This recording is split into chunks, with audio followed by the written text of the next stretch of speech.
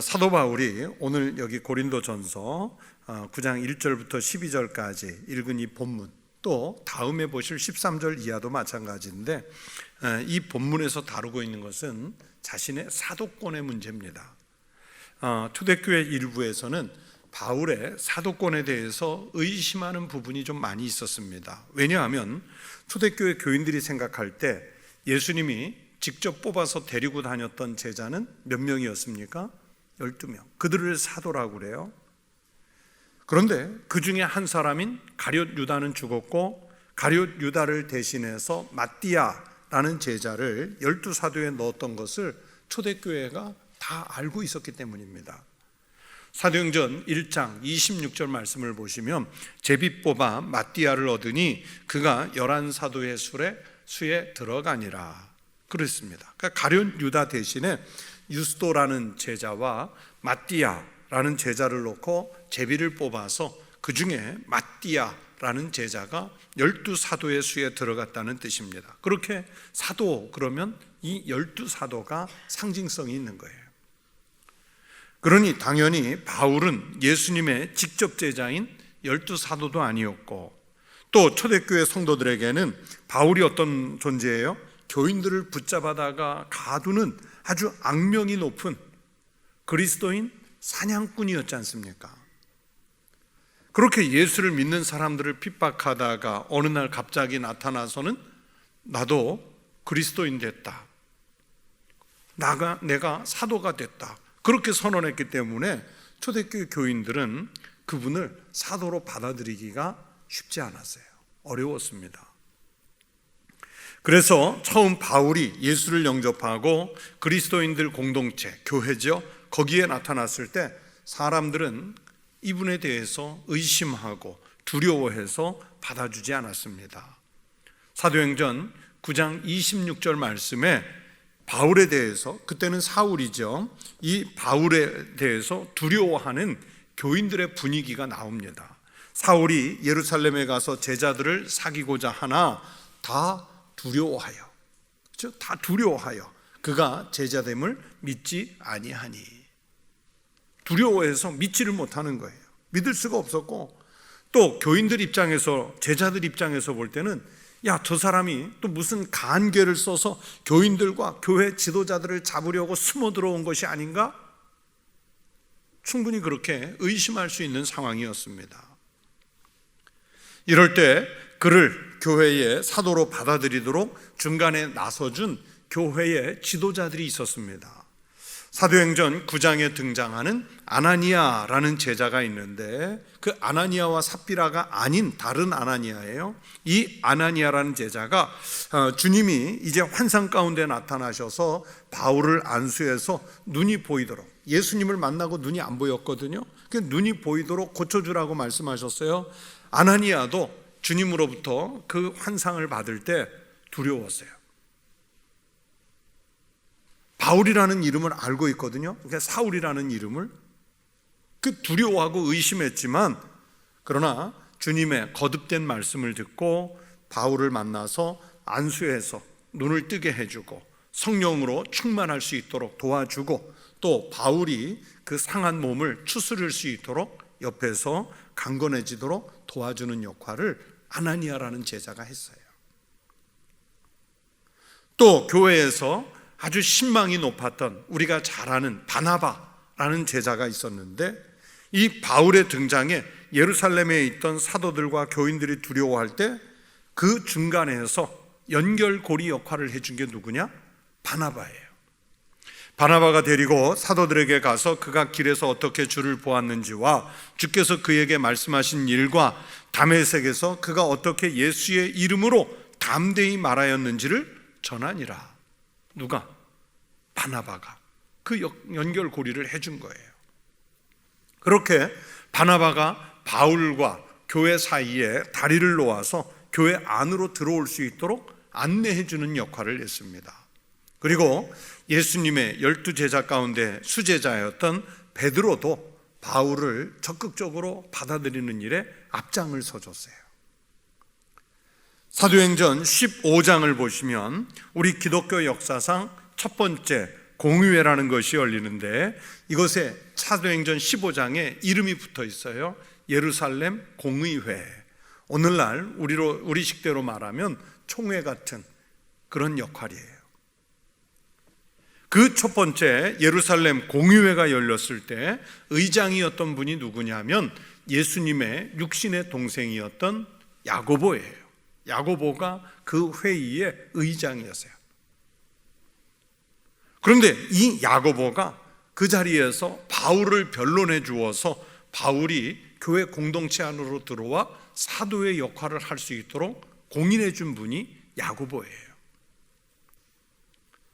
그렇게 공식적으로는 교회 공동체에서 사도로 인정을 받았지만 여러분, 그렇다고 해서 교인들의 밑바닥 정서까지 다 인정을 받은 것은 아닙니다.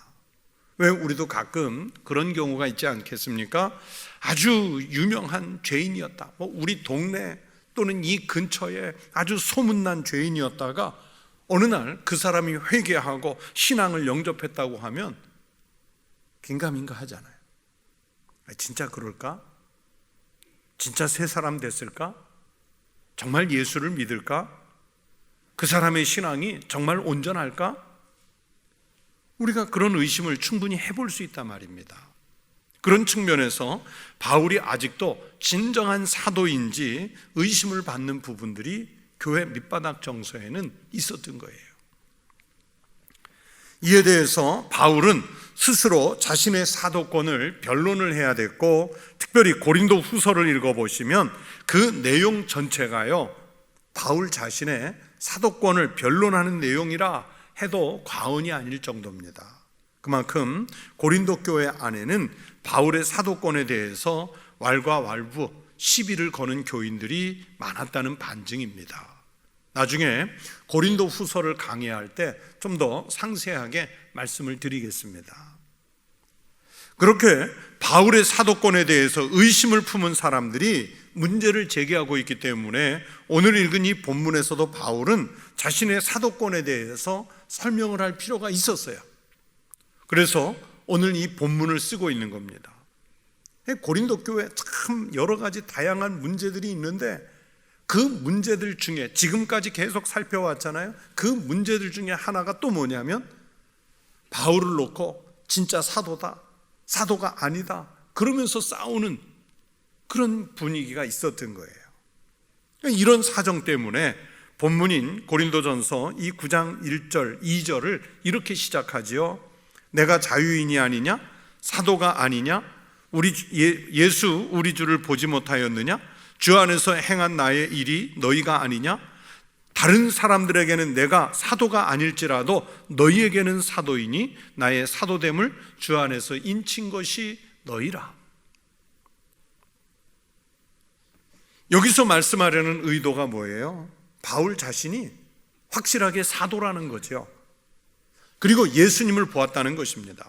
그 결과로 내가 사도직을 행하고 있고 그 증거가 바로 여러분이고 고린도 교회라는 거예요. 다른 사람들은 내가 사도가 아닐지라고 시비 걸고 항변할 수 있을지라도 강변할지라도 고린도 교회 당신들만큼은 그렇게 말하면 안 된다는 거예요. 자신이 사도였기 때문에 고린도에 갔고 거기에서 당신들을 전도해서 당신들이 믿고 공동체를 만드는 바람에 교회가 세워졌고 그리고 여러분이 교인 되었다는 것이 내가 사도된 것의 증거라는 거예요. 사도 바울은 다른 사도들과 달리 교회를 위해서라면 자신은 사도로서 누릴 수 있는 권리, 고린도 교회로부터 받을 수 있는 권리를 포기하겠다고도 말씀했습니다. 당시에 초대교회도 사도들도요, 오늘날의 목회자들처럼 목회에만 전념할 수 있도록 교회가 모든 생활을 도왔어요. 초대교회 처음 시작할 때부터 그랬어요. 교회가 모든 생활을 도왔어요. 전도 활동을 돕고 선교할 수 있도록 선교비를 도왔어요. 가정을 영위할 수 있도록 생활비를 도왔어요. 그게 사도들의 권리였던 거예요. 그래서 바울은 오늘 본문 4절에서 자기는 막 먹고 마실 권리가 있고 5절에서는 베드로나 또는 다른 형제 사도들처럼, 다른 주의 일꾼들처럼 자기도 결혼을 해서 아내를 데리고 다닐 권리도 있다고 말하는 거예요. 다른 사람은 다 사례를 받으면서 일하는데 6절에서 어찌 나와 바나바만 일하지 아니할 권리가 없겠느냐 라면서 자기와 바나바는 사례를 받지 않고 일하지만 우리도 당신들에게 사례를 받을 권리가 있다고 말하는 거예요. 그러면서 한 예를 들지요. 7절에서 누가 자기 비용으로 군복무를 하겠느냐. 무슨 뜻입니까? 여러분, 자식들 나이 차서 군대 보내놓으면 엄마 나 겨울 군복 사야 돼요, 군복비 보내주세요 그럽니까? 엄마 훈련화가 다 됐습니다, 훈련화 살 수 있도록 돈 좀 보내주세요 그런 거 봤습니까? 엄마 군대 음식이 별로 질이 안 좋아요, 그러니 밥 먹을 수 있도록 음식값 식비 좀 보내주세요 그러는 군인들 봤습니까? 아니잖아요. 군에 들어가면 군인에 필요한 모든 것은 누가 제공해줘요? 국가가 제공해 주잖아요. 국가가. 자기 비용으로 누가 군복무를 하겠느냐? 군대에 가면 다 나라에서 제공해 주는 것으로 먹고 입고 자고 전쟁에 필요한 무기를 갖추는 것이지, 자기가 군대에서 이거 필요하다 저거 필요하다 해서 필요한 것을 갖추지 않아요. 그런 것처럼 주님의 일을 하는 것도 그렇다는 거예요. 그런데 지금 바울은 고린도 교회를 향해 당신들이 나에게 필요한 전도비, 선교비, 사례비, 생활비 보내고 있느냐? 아니지 않느냐? 내가 지금 바나바와 더불어서 스스로 해결하고 있다. 그 권리를 포기한 말씀을 12절에서 이렇게 말씀하지요. 다른 이들도 너희에게 이런 권리를 가졌거든 하물며 우리일까 보냐. 그러나 우리가 이 권리를 쓰지 아니하고 범사에 참는 것은 그리스도의 복음에 아무 장애가 없게 하려 함이로다. 무슨 뜻이냐면 자기들이 사례를 받고 권리를 주장하는 것 때문에 복음을 전하는 것에 장애가 된다면 기꺼이 포기하겠다는 거예요. 실제로 바울은 교회를 통해 사도로서 부양받을 수 있는 권리를 거절하고 때로는 자기 스스로 생계를 유지하면서 선교 사역, 선교 활동을 감당했던 흔적들이 있습니다. 이렇게 자기 스스로 선교비를 마련하는 선교사를 뭐라고 부르냐면 자비량 선교사라고 그래요.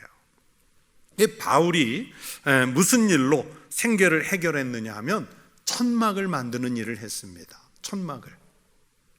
사도행전 18장 3절에 보면 아굴라와 브리스길라라는 부부가 바울과 함께 일을 했는데요, 이렇게 성경이 기록하고 있습니다. 생업이 같음으로 함께 살며 일을 하니 그 생업은 천막을 만드는 것이더라. 그래서 이 자비량 선교사, 우리말로는 자비량, 스스로 자비를 마련하는 사람 이렇게 이해하는데, 이래서 이 자비량 선교사를 영어로는 뭐라고 말하냐면 텐트 메이커 미셔너리라고 해요. 텐트를 만드는 선교사. 텐트 메이커 이렇게 써놓고 이걸 이제 자비량이라고 하는 거예요. 천막을 만드는 사람들이라는 뜻이죠. 텐트 메이커, 천막을 만드는 사람이라는 뜻이에요.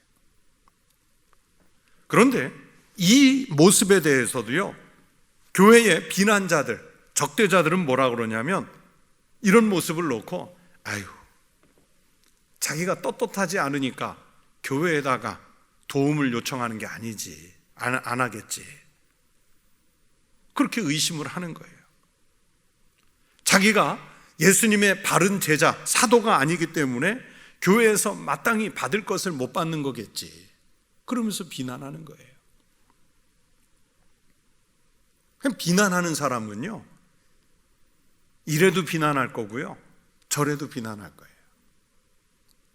우리 목사님들이 제일 흔하게 쓰는 그 예화 있잖아요. 은혜로운 교회는 목사님이 바짝 마르면 그런다고 그러잖아요. 아유, 우리 목사님 얼마나 기도하시느라고 저렇게 말랐을까, 또 뚱뚱하면 우리 목사님은 참 보기만 해도 풍성하고 좋아 보여. 그런데 비난하는 교회는 뭐라고 그래요? 교회가 사례비를 안 주나, 도대체 뭘 안 먹고 다니길래 저렇게 바짝 마른 거야. 또 뚱뚱하면 교회가 너무 많은 사례비를 줘서 저렇게 기름지게 뚱뚱해졌나. 그냥 비난하는 사람은요, 무슨 핑계를 대도 비난해요. 그러나 또 은혜로운 사람은 받지요. 그걸 그 모습 그대로 받는 거예요. 이 고린도 교회 이 반대자, 적대자들은 말씀드린 대로 자기가 떳떳하지 못하니까 안 받는 거겠지. 자기가 예수님 진짜 12제자가 아니니까 안 받는 거겠지. 그러면서 비난하는 거예요. 이런 쓸데없는, 정말 교회의 부흥에 아무 쓸모없는 이런 비난에 대해서 바울은 복음을 더 효과적으로 전하기 위해서 자신은 사도로서 누려야 할 이 권리조차도 유보하고 포기했다 하는 것을 이 본문에서 말하는 거예요. 오늘 읽은 이 본문을 자세히 보시면요, 이 짧은 본문 속에 이 말씀에서 무려 바울이요 16개나 되는 질문을요 연속적으로 제기해요. 제가 다 세어본 거니까 여러분은 안 세셔도 돼요. 16개가 연속 나오는데 보시면 자유인이 아니냐, 사도가 아니냐, 우리 주를 보지 못하였느냐, 주 안에서 행한 나의 일이 너희가 아니냐, 우리가 먹고 마실 권리가 없겠느냐, 아내를 데리고 다닐 권리가 없겠느냐, 나와 바나바나만 일하지 아니할 권리가 없겠느냐, 누가 자기 비용으로 군복무를 하겠느냐, 누가 포도를 심고 그 열매를 먹지 않겠느냐, 누가 양떼를 기르고 그 양떼의 젖을 먹지 않겠느냐, 내가 사람의 예대로 이것을 말하느냐, 율법도 이것을 말하지 아니하느냐, 하나님께서 어찌 소들을 위하여 염려하심이냐, 오로지 우리를 위하여 말씀하심이 아니냐, 우리가 너희에게 신령한 것을 뿌렸은즉 너희의 육적인 것을 거두기로 과다하다 하겠느냐, 다른 이들도 너희에게 이런 권리를 가졌거든 하물며 우리일까 보냐. 이렇게 이 16가지 질문을 하는 거예요. 글로 써놔서 그렇지 만났으면 막 폭풍같이 질문을 하는 거예요. 우리가 아이가 뭔가 잘못했을 때 엄마가 야단칠 때 보면 막 폭풍같이 물어보죠. 너 잘못한 게 뭔지 알아? 왜 그랬어? 뭐 때문에 그런 거야? 그 돈 어디서 났어? 그래서 다시 할 거야 안 할 거야? 막 몰아붙일 때 있잖아요. 지금 바울의 감정이 상당히 고조되어 있는 걸 볼 수 있어요. 이 질문들 속에 바울의 감정이 들어가 있어요. 자기가 사도로서 의심을 받는 것에 대해서 화가 나 있고, 또 의심을 하는 것에 대해서 서운하기도 했고, 자기가 세우고 키운 교인들에게 배신을 당한 것 같기도 하고, 그래서 잘 알도록 아주 강하게 질책하려는 의도가 이 16개의 질문 속에 들어가 있어요. 이 많은 질문들 속에는 자신은 사도로서 이런 것을 다 갖추고 있다는 뜻을 말하려는 겁니다. 그러니 내가 주님으로부터 직접 받은 이 거룩한 사도권은 의심할 것이 아니다. 이렇게 자기를 지금 변증하고 있는 겁니다. 예수님은 제자들을 둘씩 짝지어 보내시면서 그들에게 돈이나 먹을 것이나 가방을 가지지 말라고 하셨어요. 이르시되 여행을 위하여 아무것도 가지지 말라. 지팡이나 배낭이나 양식이나 돈이나 두벌옷을 가지지 말며 어느 집에 들어가든지 거기서 머물다가 거기서 떠나라. 누구든지 너희를 영접하지 아니하거든 그 성에서 떠날 때에 너희 발에서 먼지를 떨어버려 그들에게 증거를 삼으라 하시니. 여러분, 예수님이 이렇게 말씀하시는 것은 하나님 나라의 일을 하는 사람들은 자기가 자기 재산을 비축하고자 일하는 것이 아니고, 그 하나님의 백성들로부터 생계에 필요한 모든 것을 충당받도록 허락하시기 위해서 이 말씀을 하신 거예요. 그래서 누가복음 10장 7절에서 말씀하셨습니다. 그 집에서 유하며 주는 것을 먹고 마시라. 일꾼이 그 삭슬 받는 것이 마땅하니라. 이 집에서 저 집으로 옮기지 말라. 주의 일을 할 때 삭슬 받는 것이 마땅하다, 그 얘기를 하시는 거예요. 그에 따라서 이 복음을 전하는 일꾼들, 즉 오늘날로 말하면 목회자가 됐든 선교사님들이 됐든 자신에게 필요한 생계비에 대한 염려 없이 전적으로 말씀을 증거하는 것과 가르치는 것에만 전념할 수 있어야 한다는 뜻의 말씀입니다. 그리고 동시에 그 목회자들을 통해서 말씀을 받는 사람들은 자신에게 말씀을 증거하는 이분들에게 기꺼이 재정적으로 지원해서 매일의 삶에 궁핍하지 않도록 해야 한다는 뜻으로 말씀하신 거예요. 그러므로 재정적인 지원이나 사례를 받는 것에 대해서 비굴하게 느껴서도 안 되고, 또 반대로 사례를 제공하는 교회나 교인의 입장에서는 목자가 그런 감정을 느끼도록 해서도 안 된다는 것입니다. 그 얘기는 하나님의 일을 하는 이도 즐겁게 하고 또 목회를 돕는 교회도 즐겁게 해야 한다는 뜻을 담고 있습니다. 그런데 보세요. 고린도 교회 일부 교인들은 바로 주님의 이런 가르침, 이런 정신을 망각하고 바울에게 사도권이 있느냐? 그러면서 비난을 하는 거예요. 그 얘기는 자기 목사님에게 우리 목사님 정식으로 신학대학 졸업한 거 맞아? 목사 안수는 제대로 받았나? 목회 경력이 있기는 한 거야? 이런 태도로 바울을 비난하는 것과 같은 태도예요. 앞에서 사도행전 9장을 통해서 말씀드린 대로 바울은 다메섹으로 가는 도중에 부활하신 예수님을 제대로 만났어요. 예수님이 바울을 찾아와서 그에게 말씀하죠. 나는 네가 핍박하는 예수라. 그러면서 주님으로부터 사명을 받지요. 사도행전 9장 15절부터 16절을 보시면 바울이 주님으로부터 어떤 역할, 어떤 사명을 받는지 지시를 받는 말씀이 있어요.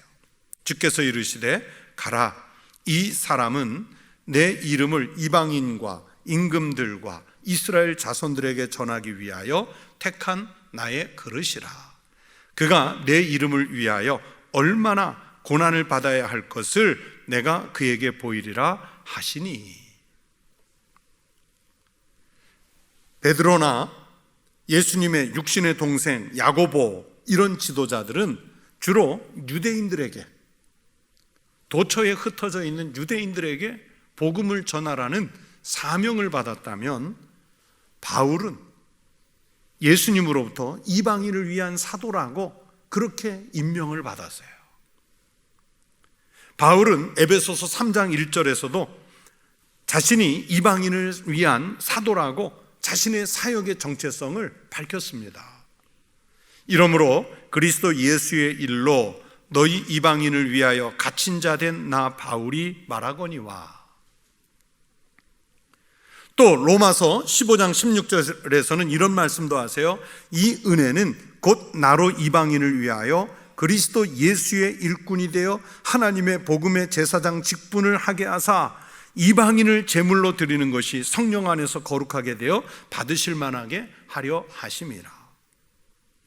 이방인을 위해서, 이방인을 제물로 삼기 위해서 자기 같은 사람을 주님이 일을 맡기셨다는 거예요. 사도의 직분을 맡기셨다는 거예요.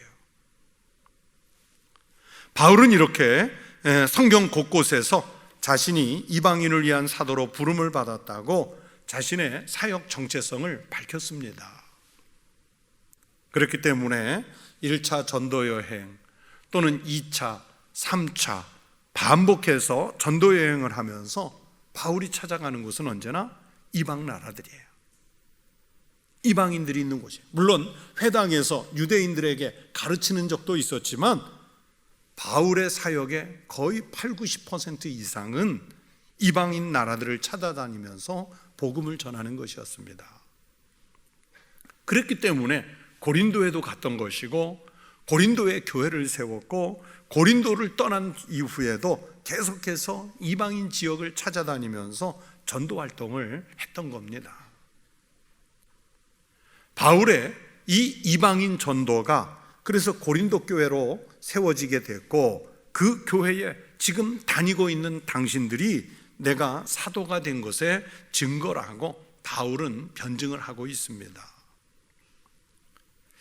여러분, 바울이 전도 여행을 할 때 정작 많은 도움을 준 곳은요, 마케도니아 지방에 있는 교회들이었어요. 오늘날로 말하면 그리스 좀 북쪽에 있는 데살로니카나 베레아나 그쪽 지역이에요. 그리고 또 좀 남쪽이긴 하지만 빌립보 교회는요, 정말 최선을 다해서 도왔어요. 그래서 바울이 여러 번 그것을 칭찬합니다. 빌립보서 1장 5절에서 말씀합니다. 너희가 첫날부터 이제까지 복음을 위한 일에 참여하고 있기 때문이라. 처음부터 바울을 도왔다는 말씀이에요. 또 빌립보서 4장 14절부터 16절에서는 이렇게 칭찬합니다. 그러나 너희가 내 괴로움에 함께 참여하였으니 잘하였도다. 빌립보 사람들아, 너희도 알거니와 복음의 시초에 내가 마게도냐를 떠날 때 주고받는 내 일에 참여한 교회가 너희 외에 아무도 없었느니라. 데살로니가 있을 때에도 너희가 한 번뿐 아니라 두 번이나 나의 쓸 것을 보내었도다. 말씀을 보세요. 빌립보 교인들은 바울 선교 활동에 초창기부터 아예 처음부터 도왔다고 그랬죠. 또 바울이 정말 재정적으로 괴로울 때 이 교회 저 교회 다 후원 중단하고 떠나갔을 때 어느 교회만 도왔냐면 빌립보 교회만 도왔어요. 큰 어려움에 있을 때 한 번만 도운 것이 아니라 크게 두 번이나 특별한 금을 보내줬어요. 그 일을 바울이 진심으로 감사하고 있습니다. 고린도 후서에 가서 보면 고린도 교회가 뭐 특별한 헌금을 한다고 작정하는 소문을 듣고는 데살로니카, 베레아, 이 마케도니아 있는 교회들이 정말 힘써서 하는 거예요. 즐겁게 하는 거예요. 그런데 고린도 교회는 약속만 해놓고 분위기만 띄워놓고 안 하는 거예요. 그래서 바울이 고린도후서에서 약속했으면 해라. 나하고 약속한 거냐? 누구하고 약속한 거예요? 하나님과 약속해놓고 안 하냐? 그 책망하는 편지를 또 쓰잖아요. 그런데 성경 전체를 보면 그렇게 열심히 돕고 후원하며 함께한 빌립보 교회나 또는 마케도니아 지방의 교회들은, 성도들은 잠잠한데 이 고린도 교회는 정작 돕지도 않으면서 비난만 하고 문제 제기만 합니다. 바울의 직분에 대해서까지 시비를 거는 사람들도 있어요. 이런 현상은 현대교회에서도 비슷합니다. 비슷해요. 뭐가 비슷하냐면 정말 믿음이 있고 헌금을 많이 하고 꾸준히 하는 성도는요, 별로 말이 없어요. 정말 말이 없어요. 하나님이 쓰시도록 드리는 믿음만 있습니다. 목회자나 선교사를 열심히 돕는 분들을 보면 별로 말이 없어요. 도왔다고 생색도 안 나고 또 돕고 있다고 사람들이 알아주기를 기대하지도 않아요. 그냥 지켜보면서 도울 뿐입니다. 그러나 별로 도움을 주지 않는 사람들이 이런 말도 하고 저런 말도 해요. 여러분, 도우면서 말이 없는 사람이라고 그래서 그 사람은 다 만족하고 주의 일꾼들이 완벽해서 돕는가요? 그렇지 않죠. 부족한 구석이 있을지라도 어떻게 하든 주의 일꾼을 통해서 주님의 일이 이루어질 것을 기대하기 때문에 하나님이 하시는 역사를 보면서 돕고 후원하는 거예요. 그러니까 기도하는 마음으로 돕는 거죠. 그런 면에서 고린도 교회는 문제도 많지만 목회자인 바울을 돕는 일에도 크게 도움이 되지 않았고, 아니 돕는 게 그냥 차라리 가만히 있어주면 좋겠어요. 힘들게 하는, 시비를 거는 그런 모습을 드러내고 말았습니다.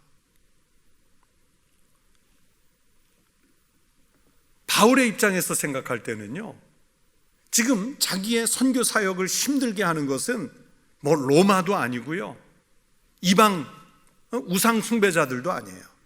진짜 적은 어디에 있냐면 교회 안에 있는 거예요. 교회 안에 있는 거예요. 교회 밖에 있는 사람들이 힘들게 하는 게 아니라 그거는 원래 그러려니 하고 이길 수 있어요. 감당할 수 있어요.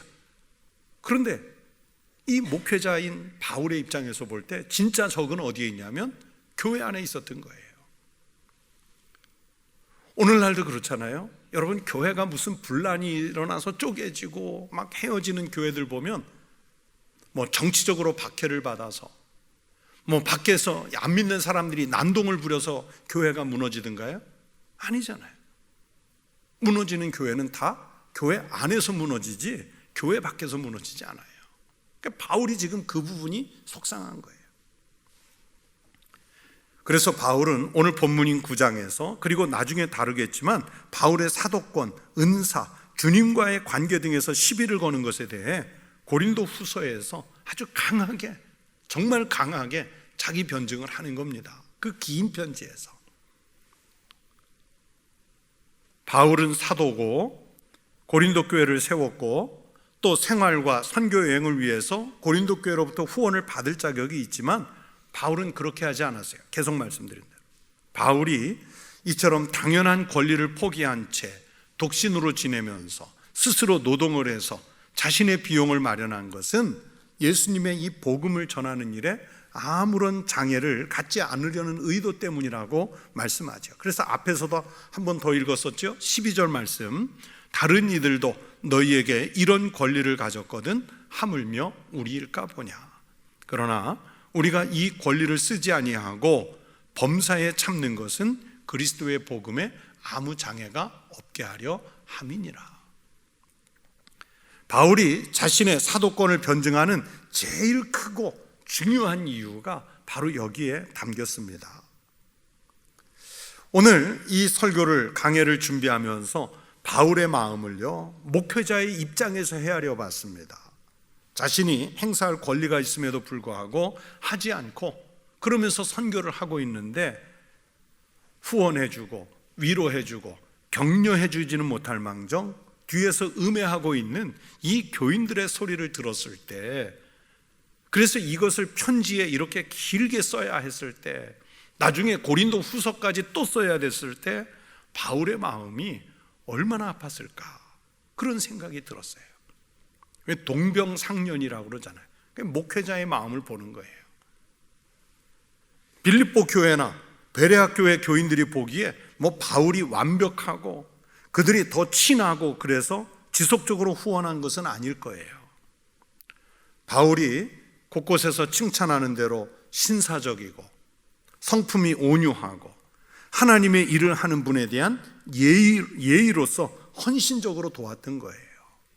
이건 제 평가가 아니라 성경에 그렇게 써 있잖아요. 고린도 교회 안에서도 바울을 아주 철저하게 사랑하고 도왔던 분도 있습니다. 바울과 천막을 만드는 일에 동역했던 브리스길라와 아굴라 부부예요. 로마서 16장 4절에서 그분들에 대해서 이렇게 칭찬하고 감사의 표현을 합니다. 그들은 내 목숨을 위하여 자기들의 목까지도 내놓았나니 나뿐 아니라 이방인의 모든 교회도 그들에게 감사하느니라. 뭐 고린도 교회 교인이라고 해서 다 바울을 비난한 건 아니겠죠. 이런 교인도 있었던 거예요. 자기의 목을 내놓고 바울을 도왔어요. 이 부분에 대해서 바울도 감사하는데 다른 이방 지역에 있는 교회도 그래서 브리스길라 아굴라 부부에게 정말 감사한다는 거예요. 바울을 지켜줘서 고맙다고, 바울을 도와줘서 고맙다고. 그분들이 왜 감사해요? 그 덕분에 복음을 듣고 구원받은 이방인의 교회들 입장에서는 야, 그래도 바울 같은 사람이 있어서 우리한테 찾아와 복음을 전했고 우리가 구원을 받고 우리도 여기에 교회가 세워졌다, 그거 생각하니까 자기 목을 내놓고 도와줬던 그분들에게 감사한 거예요. 바울에게도 감사하지만 그분들에게도 감사한 거예요. 다 자기 입장에 따라 목회자를 대하는 태도가 다를 수 있습니다. 고린도 교회 일부 교인들처럼 시비를 걸고 자격에 대해 의문을 표시하고 후원을 거절할 수도 있어요. 반면에 자기의 목까지도 내어놓고 후원하는 분도 있고 좋을 때나 힘들 때를 가리지 않고 후원했던 빌립보 교회나 마게도니아 지역의 교회들처럼 정성껏 돕는 이들도 있습니다. 이런 후원과 비판에 대해 바울의 감정이, 그래서 제가 아까 무슨 바울이 이 16개의 질문을 폭풍같이 감정을 쏟아 넣어서 썼다 그렇게 말씀드렸죠. 편지에 나타나는 거예요. 바울도 완벽한 인간이 아니기 때문에, 사실 바울이요 성격이 까칠하잖아요. 바나바가 풍성하고 여유롭고 너그러운 분이었다면 바울은 까칠하잖아요. 완벽한 인간이 아니기 때문에 빌립보 교인과 마게도니아 교인들에게는 따뜻한 말이 나와요. 그 교회를 생각하면 힘이 나는 거예요. 하지만 고린도 교회를 생각하면 쓴소리가 나올 수밖에 없어요. 뭐 후원을 많이 했기 때문에 칭찬하고 후원을 안 했기 때문에 쓴소리하겠다, 그런 의도가 아니죠. 하지만 어쩔 수 없이 칭찬하는 교회, 쓴소리하는 교회는 제가 볼 때는 바울이 이 고린도전서 9장을 보면 그런 감정적 요인도 많이 작동을 하고 있다, 그렇게 읽혀져요. 우리가 잘 아는 미국의 석유 재벌이었던 록펠러, 우리는 보통 록펠러 하는데 미국에 가서 보니까 미국 사람들은 락카펠러 이렇게 말하더라고요. 그 발음이 맞더라고요. 그 록펠러에게 그 록펠러의 어머니가 가르쳐준 신앙의 10계명이 유명하지요. 혹시 나중에 뭐 오늘이라도 록펠러 어머니의 신앙 10계명은 검색해 보세요. 정말 은혜로워요. 뭐 그 10가지 다 말씀드리지 않겠지만, 하나님을 친아버지 이상으로 섬겨라, 이게 1번이거든요 하나님을 친아버지 이상으로 섬기래요. 뭐 주일 예배는 꼭 본교회 가서 드려라, 아무도 원수를 만들지 마라, 오른쪽 주머니에는 항상 11조를 준비해라, 예배 시간에는 항상 맨 앞에 앉아라, 이런 내용들의 가르침이에요. 그래서 록펠러 예배당, 록펠러 채플이라고 하는데, 제가 거기에 갔을 때 록펠러가 앉았던 자리에 앉아서 한참을 기도해 봤어요. 내가 목회하는 교회에 성도들이 이 록펠러 그리고 록펠러 어머니의 신앙처럼 앞자리 서로 앉으려고 하는 교회가 됐으면 좋겠다. 그래서 록펠러가 앉았다는 자리에 제가 앉아서 한참을 기도해 봤어요. 그 10계명 중에, 그 10가지 중에 목사님과의 관계를 가르친 게 두 번째예요. 두 번째에 뭐라고 되어 있냐면, 목사님을 하나님 다음으로 섬겨라, 목사님과 좋은 관계 속에서 하나님 말씀을 듣고 따르는 것이 축복의 길이다, 이런 내용이에요. 저도 목사이기 때문에 목사가 스스로 이런 말 하는 게 쑥스럽지만은, 여러분, 목회자는 축복하는 사람입니다. 하나님의 말씀을 전하는 이예요. 그래서 특별히 걸림돌이 되기 전에는 좋은 관계를 맺고 하나님의 말씀을 듣고, 그래서 그분에게 축복을 기대하고 그분의 축복이 나에게 응답되기를 기대하고 기다리는 게 좋아요. 그래서 저는 제 아이들에게 앞으로 너희가 출석하는 교회에 목사님을 위한 기도 시간을 잊지 마라, 그리고 그분을 후원하고 격려하는 신앙인이 되었으면 좋겠다. 제가 우리 두 아이에게 늘 그 얘기를 해요. 뭐 그 아이들이 평생 제가 설교하는 것만 들을 건 아니잖아요. 이 고린도 교회는 정말 많은 분쟁이 있었기 때문에 바울이 책망을 많이 하기도 하지만, 자신들에게 복음을 전하고 교회를 세워준 바울에 대해서 자꾸 시비를 걸기 때문에 바울이 좀 책망을 해서라도 제대로 가르치고 싶은 마음이 강했던 것 같습니다. 그래서 나중에 고린도후서에서는 더 적나라하게 자신의 사도권을 변증하는 말을 하는 거예요. 여러분, 저는 여러분의 목회자입니다. 하나님 앞에서나 여러분 앞에서 부족한 게 너무 많지요. 그렇기 때문에, 부족한 게 많기 때문에 기도가 필요하고 격려가 필요한 거예요. 하나님 말씀을 더 잘 전하고 복음을 위한 선교적 사명들을 더 잘 감당하도록 기도해 주셔야 됩니다. 그것은 비단 저만을 위해서가 아니라 교회를 위해서고, 더 나아가서는 하나님 나라를 위해서요. 그리고 또 저뿐만이 아니라 제가 끝난 이후에도 또 다른 목회자, 또 앞으로 오고 올 목회자 모두를 위해서 마찬가지예요. 그렇게 해 주시면 목회자는요, 가진 능력 이상으로 하나님의 일을 하려는데 힘을 내게 될 겁니다. 저뿐만이 아니에요.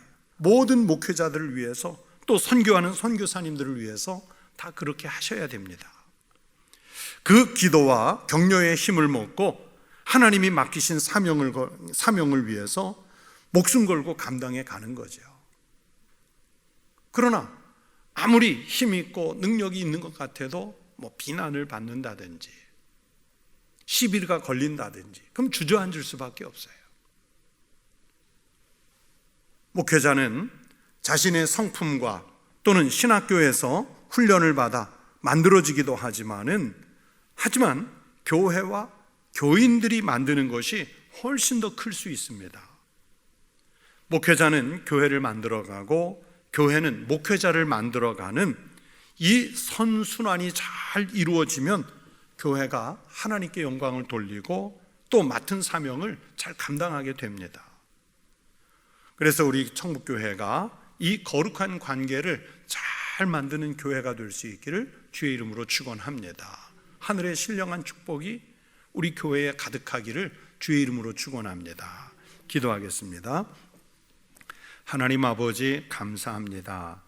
우리에게 하나님의 말씀을 주시고 또 말씀을 해석하여 전할 목회자들을 세워주시고 말씀을 받을 강단 아래에 회중들이 있게 하시니 감사합니다. 하나님께서 세우신 교회를 통해 또 주의 일꾼들, 주의 종들을 통해 서로 합력하여 아름다운 선을 이루어가는 교회가 되게 하여 주시옵소서. 피차 위로하고 격려하고 또 하나님께 기도하는 바가 응답되기를 함께 기도하는 교회 되게 하여 주시옵소서. 하나님 아버지, 또 우리 성도들 중에 코로나 확진으로 아픈 성도들이 많습니다. 격리되어 있는 분들도 많습니다. 하나님, 저들을 위로하시고 또 격려하셔서 속히 치유되게 하여 주시옵소서. 그리고 의료 체계가 어려워진 이 상황에서 아픈 성도들 하나님께서 친히 치료하시는 손을 만져주셔서 그 아픔이 속히 치유되고 강건해지게 해 주시옵소서. 또 하나님 앞에 이 시간 귀한 예물을 드린 손들이 있습니다. 11조와 감사의 예물, 건축헌금의 예물들을 각각 서원한 대로 주님께 드렸사오니 주님께서 받으시고 이 거룩한 예물이 쓰이는 곳에서 아버지 하나님의 나라가 오게 하여 주시옵소서. 주님께 감사하며 예수 그리스도의 이름으로 기도드리옵나이다. 아멘.